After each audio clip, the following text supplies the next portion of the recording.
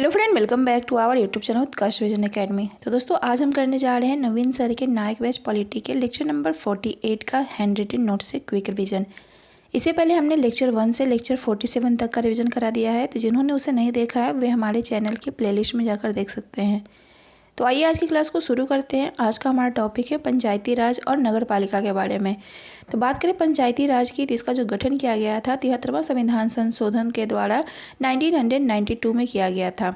बात करें इसकी संरचना की, तो इसकी संरचना जो होती है त्रिस्तरीय होती है, लेकिन यह जो है त्रिस्तरीय हो यह अनिवार्य नहीं है, क्योंकि जहाँ 20 लाख से कम जनसंख्या होती है वहाँ पर जो है मध्य स्तर को अनिवार्य नहीं रखा जाता है। बात करें पंचायती राज के त्रिस्तरीय की, तो पहला स्तर बात करते हैं तो जिला स्तर होता है, जिस पे जो है जिला पंचायत का गठन किया जाता है। दूसरा होता है खंड स्तर, जिसे हम लोग मध्य स्तर कहते हैं, और यहाँ पर जो है खंड पंचायत या फिर पंचायत समिति का गठन किया जाता है। नेक्स्ट हम बात करते हैं ग्राम स्तर पे, तो ग्राम स्तर पे ग्राम पंचायत का गठन किया जाता है। बात करते हैं ग्राम पंचायत का हेड कौन होता है, तो ग्राम पंचायत का जो हेड होता है उसे प्रधान कहते हैं, और इसका इलेक्शन जो होता है वो प्रत्यक्ष रूप से किया जाता है। जिस समय जो है ग्राम पंचायत में प्रधान का चुनाव होता है, उसी समय जो है खंड पंचायत में जो है बीडीसी का चुनाव किया जाता है।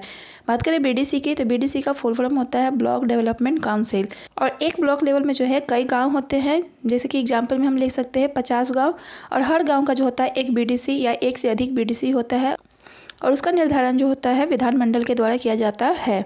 बात करते हैं बीडीसी का चुनाव कैसे होता है, तो बीडीसी का चुनाव जो होता है प्रत्यक्ष होता है, और बीडीसी के जो सदस्य होते हैं वे मिलकर जो है प्रमुख का चुनाव करते हैं, और यह जो प्रक्रिया होता है वो अप्रत्यक्ष होता है।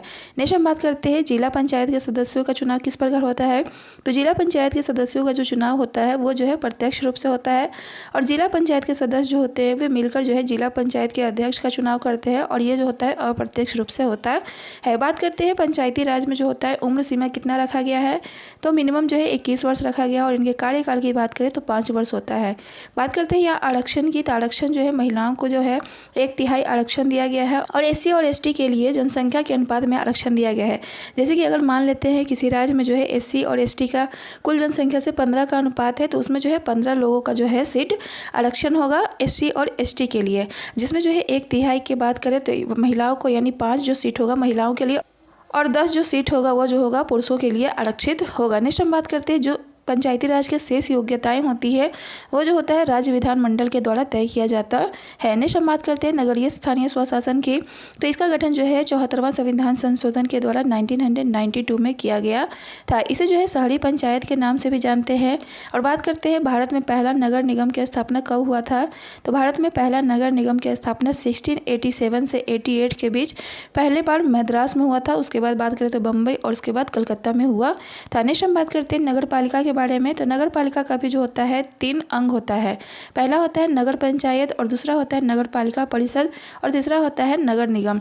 नगर पंचायत जो होता है स्मॉल स्तर पर होता है, और नगर पालिका परिषद की बात करें तो मीडियम होता है, और नगर निगम जो होता है वो जो होता है लार्ज होता है। बात करते हैं नगर पंचायत की, तो नगर पंचायत को जो है ट्रांजिशन एरिया भी कहते हैं, क्योंकि यह जो होता है ग्रामीण से नगर में परिवर्तित होने वाला क्षेत्र होता है। इसके चेयरमैन या फिर अध्यक्ष का जो चुनाव होता है प्रत्यक्ष या फिर अप्रत्यक्ष रूप से होता है। बात करते हैं नगर पंचायत का जो गठन होता है कितनी आबादी पर किया जाता है, तो नगर पंचायत का गठन जो है 20,000 से 1 लाख की आबादी पर किया जाता है। नेक्स्ट हम बात करते हैं नगर पालिका परिषद की, यानी म्युनिसिपैलिटी काउंसिल की, तो इसमें जो आबादी की बात करें तो 1 लाख से 10 लाख वाले क्षेत्र होता है, और इसके अध्यक्ष चेयरमैन होते हैं।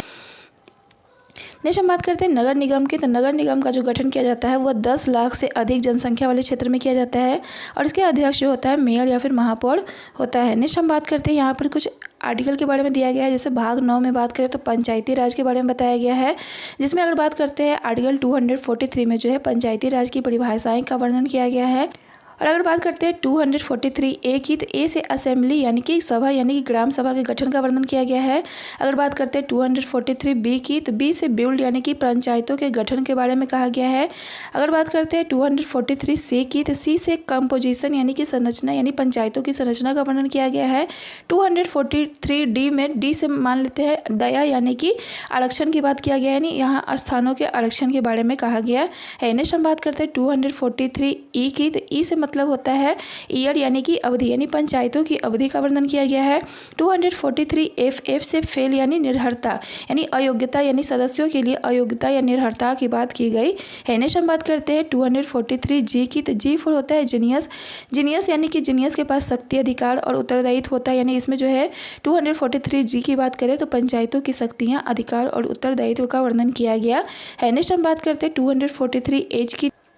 तो एज से मतलब है हाई टैक्स, यानी पंचायतों द्वारा कर अधिरोपित करने की शक्तियाँ और उनकी निधियों का वर्णन किया गया है। नेक्स्ट हम बात करते हैं 243 आई की। तो आई यानी इनकम से, यानी फाइनेंस से संबंधित है, यानी इसमें जो है वित्तीय स्थिति की पुनरावलोकन के लिए वित्त आयोग के गठन का वर्णन किया गया है। नेक्स्ट हम बात करते हैं 243 जे की। तो जे से जाँच करना यानी संपरीक्षा करना, यानी पंचायतों के लेखाओं की संपरीक्षा करने का वर्णन किया गया है। नेक्स्ट हम बात करते हैं 243 के की। तो के से किंग्स 11 में ई से मतलब है निर्वाचन यानी इलेक्शन, यानी 243 के में जो है पंचायतों के लिए निर्वाचन की बात की गई है। नेक्स्ट हम बात करते हैं 243 एल की। इसमें जो है एल से मतलब है लागू होना, यानी संघ राज्य क्षेत्रों को लागू होने का वर्णन किया गया है। नेक्स्ट हम बात करते हैं 243 एम की। तो एम से है मना करना यानी कि लागू न होना, यानी इसमें जो है इस भाग का कतिपय क्षेत्रों को लागू न होने का वर्णन किया गया है। नेक्स्ट हम बात करते हैं आर्टिकल 243 एन के। तो इसमें जो है विद्यमान विधियों और नगर पंचायतों का बना रहने के बाद किया गया है। नेक्स्ट हम बात करते हैं ओ से। तो ओ का मतलब है ऑब्जेक्शन यानी कि हस्तक्षेप, यानी इसमें जो है निर्वाचन संबंधी मामलों में न्यायालयों के हस्तक्षेप का वर्णन किया गया है। नेक्स्ट हम बात करते हैं भाग 9 क की, जिसमें नगर पालिका का वर्णन किया गया है और इसका आर्टिकल की बात करते हैं 243 पी से लेकर के 243 जेड जी तक है। नेक्स्ट हम बात करते हैं इसमें 243 पी में जो है पी से परिभाषा यानी नगर पालिका की परिभाषा का वर्णन किया गया है। क्यों की बात करें तो नगर पालिका का गठन जो है क्यों किया गया, यानी इसमें जो है नगर पालिका के गठन का वर्णन किया गया है। नेक्स्ट हम बात करते हैं 243 आर की, यानी इसमें आर से हम लोग रचना से रिलेट कर सकते हैं, यानी इसमें जो है नगर पालिकाओं की संरचना का वर्णन किया गया है। बात करते हैं 243 एस की। तो एस से हम लोग समिति यानी वार्ड समिति आदि का गठन और संरचना की बात की गई है। नेक्स्ट हम बात करते हैं आगे 243 टी की। तो टी से हम लोग एसटी याद कर सकते हैं, यानी एसटी को आरक्षण यानी कि स्थानों का आरक्षण की बात किया गया है।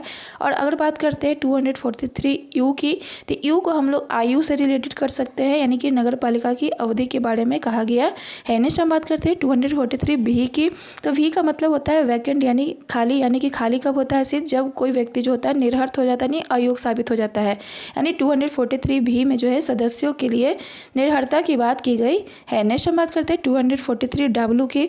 तो डब्ल्यू यानी कि डब्ल्यू यानी वर्ल्ड वार कौन करता है, जिसके पास शक्ति होती है, यानी इसमें जो है नगर पालिका आदि की शक्ति, प्राधिकार और उत्तरदायित्व का वर्णन किया गया है। नेक्स्ट हम बात करते हैं 243 एक्स की।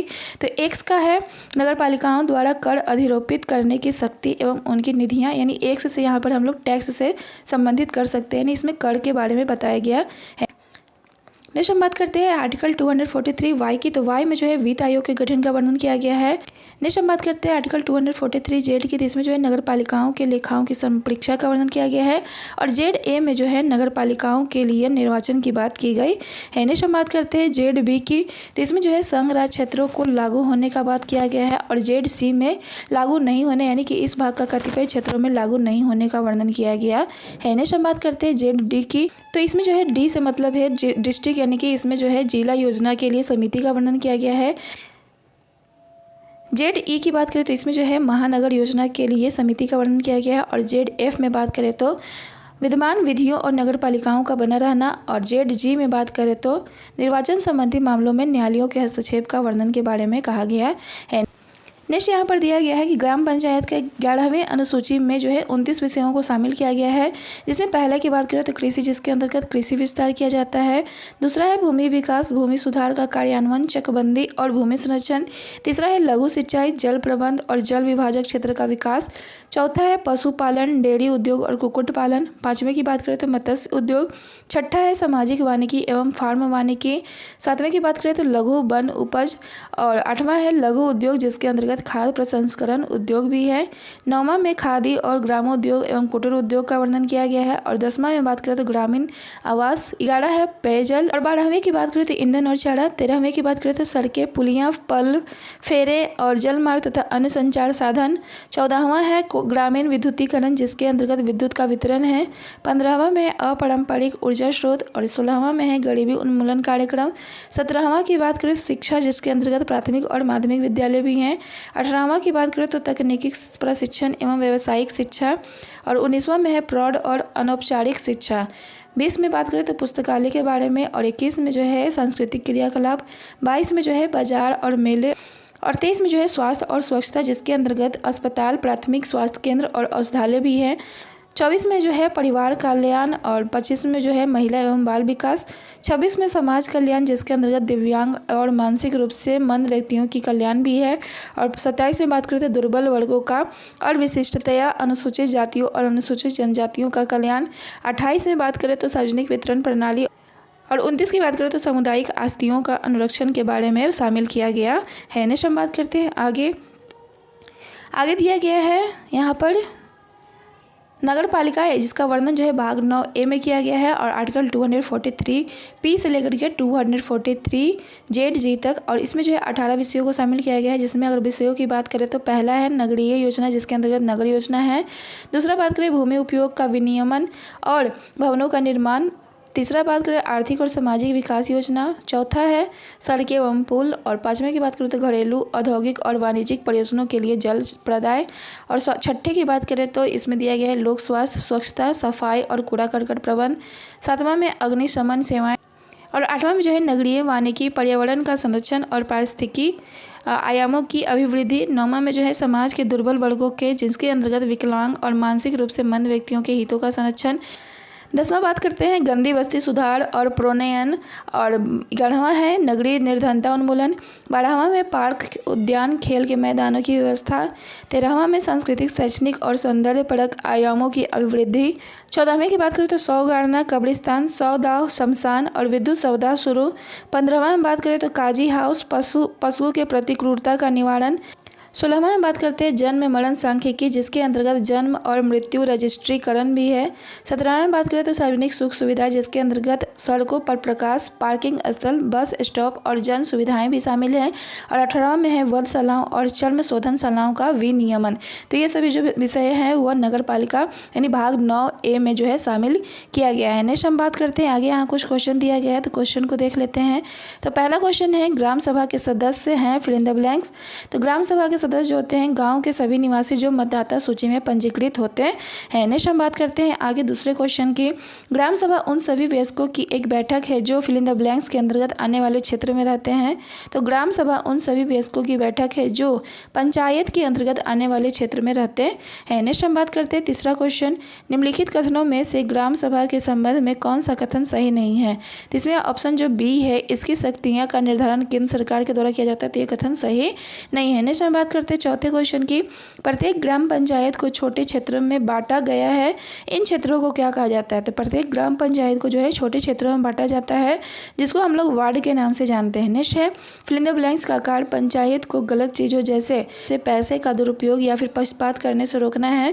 तो ये जो है किसका काम है, तो ग्राम सभा का कार्य है। नेक्स्ट हम बात करते हैं आगे, नगर पालिका के सभी सदस्य उस नगर पालिका में रहने वाले सभी सदस्यों द्वारा फिल इन द ब्लैंक्स जाते हैं, तो सीधे चुने जाते हैं, यानी डायरेक्ट रूप से उनका सिलेक्शन होता है। नेक्स्ट हम बात करते हैं नगर पालिका के सदस्य की कितनी अवधि के लिए चुने जाते हैं। तो नगर पालिकाओं के जो सदस्य होते हैं वे 5 वर्ष की अवधि के लिए चुने जाते हैं। नेक्स्ट हम बात करते हैं आगे, यहाँ दिया गया है 1 लाख से ज़्यादा जनसंख्या लेकिन 10 लाख से जो है कम जनसंख्या के शहर का प्रशासन करने वाली शहरी स्थानीय निकाय कौन सी है। तो 1 लाख से ज़्यादा और 10 लाख से कम जो है वहाँ कौन सी संस्था होती है, तो उसे हम लोग नगर पालिका कहते हैं। तो आज के लिए बस इतना ही, मिलते हैं नेक्स्ट लेक्चर के वर्जन में, तब तक के लिए बाय बाय।